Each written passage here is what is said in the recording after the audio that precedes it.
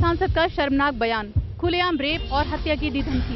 तृणमूल कांग्रेस के अभिनेता सांसद तपोष पाल ने ओपोजिशन पार्टी सीपीएम के कार्यकर्ताओं को मारने और उनकी औरतों से रेप की धमकी दी। हालांकि आज सुबह उनकी पत्नी ने तपोष के बयान पर माफी मांगी। टीएमसी स्पोक्सपर्सन डेरेक ओब्रायन ने कहा कि पार्टी पाल के बयान की तायीद नहीं करती। सोशल एक्टिविस्ट किरण बेदी के साथ साथ राष्ट्रीय महिला आयोग ने भी इस बयान की कड़ी मजम्मत की। सीपीएम लीडर वृंदा करात ने लोकसभा स्पीकर से पाल की रुकनियत खत्म करने की गुजारिश की। मुतल्ले की जबान बोले धवालिकर, कहा छोटे कपड़ों में लड़कियों का पब जाना कल्चर के खिलाफ। गोवा में मनोहर पर्रिकर की क़यादत वाली बीजेपी सरकार के एक लीडर प्रमोद मुतल्लिक ने कहा है कि लड़कियों का छोटे कपड़े में पब में जाना कल्चर के खिलाफ है और इसे बंद किया जाना चाहिए। उनकी इस बात पर पीडब्ल्यूडी मिनिस्टर सुदीन धवालिकर ने भी इत्तेफाक किया। महंगे दिनों की शुरुआत, पेट्रोल में 1 रुपये 69 पैसे का इजाफा, डीजल हुआ 50 पैसे महंगा। रेल किराए में इजाफे के बाद मोदी सरकार ने बढ़ाई पेट्रोल और डीजल की कीमतें। आज से पेट्रोल 1 रुपये 69 पैसे और डीजल 50 पैसे महंगा हुआ। एक्सपर्ट्स के मुताबिक इराक के बदतर हालात और रुपए के कमजोर स्थिति के कारण पेट्रोल और डीजल की कीमतों में इजाफा हुआ।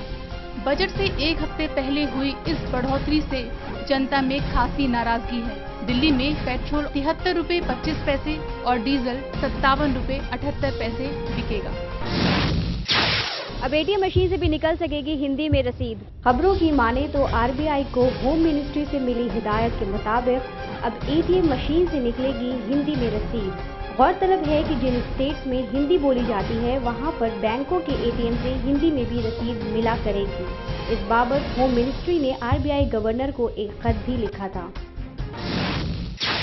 तरुण तेजपाल को सुप्रीम कोर्ट से मिली जमानत। तहलका मैगजीन के फाउंडर और एडिटर तरुण तेजपाल को मंगलवार को सुप्रीम कोर्ट से जमानत मिल गई। सबूतों के साथ कोई छेड़छाड़ न करने की सख्त हिदायत के साथ सुप्रीम कोर्ट ने उन्हें जमानत दी।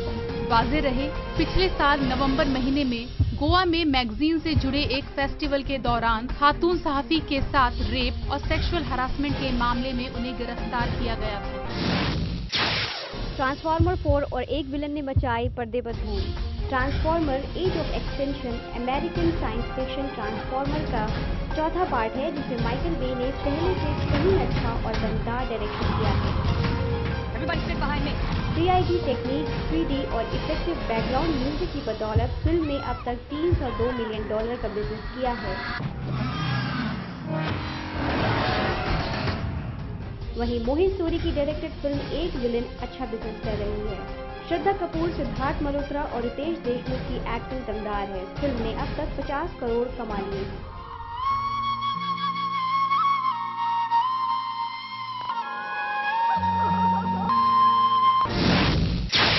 भारत और चीन के ताल्लुकात एक बार फिर आगे बढ़ रहे हैं।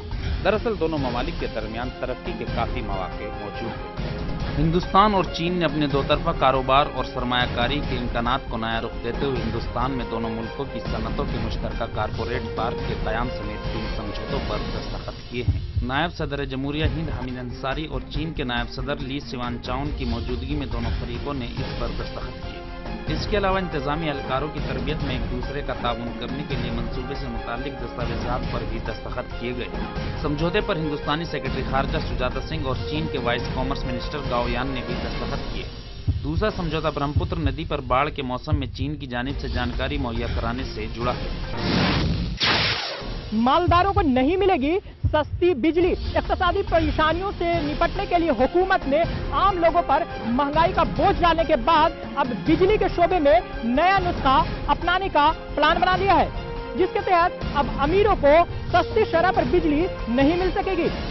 बिजली की वजारत के जराये ने बताया कि बिजली कानून 2003 में तरमीम की तजवीज तकरीबन तैयार है। नई पेशकश बिजली की शरह की मौजूद कमियों को खत्म करेगा। खती क्लास से नीचे रहने वालों को सब्सिडी का सबसे बड़ा हिस्सा मिलेगा, वहीं अमीरों की बिजली सब्सिडी में भारी कमी की जाएगी। वाज़ेह हो कि आलमी बैंक की एक रिपोर्ट में कहा गया है कि हिंदुस्तान में दी जाने वाली 40% बिजली सब्सिडी का फायदा अमीर उठाते हैं। गूगल की पहली सोशल नेटवर्किंग साइट ऑरकुट जल्द ही दुनिया को अलविदा कहने जा रही है। ऑरकुट के लॉन्च होने के 10 साल के बाद गूगल इसे बंद करने का इरादा रखता है। गूगल ने जानकारी देते हुए बताया कि हिंदुस्तान और ब्राजील में सबसे ज्यादा मशहूर ऑरकुट को 30 सितंबर को बंद कर दिया जाएगा। सोशल साइट की दुनिया में फेसबुक आने के बाद ऑरकुट ने दुनिया के दूसरे हिस्से में अपनी चमक खो दी थी।